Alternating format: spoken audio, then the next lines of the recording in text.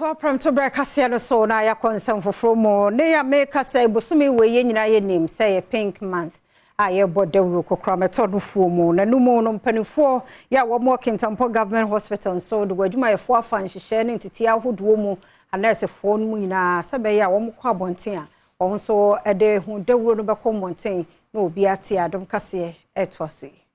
Eda baako a womu eyi tu ho ede ye workshops nko ede ma anesifo a womu Kintampo government ayaresabia no sene womu ebenya nimde na oma cheche wo manfo a womu beba ayaresabia ho kwan a womu befa so ahwe womu enufum se obi enya eye kokram yarewa bia na wodwumedie na se no Municipal Director of Ghana Health Service Dr. Alfred Ampofo edi tudwa adwunipo bi eda wo manfo etirimu a se womu enya kokram yarewa bia womu hu ni se eye hunhum ena eye omu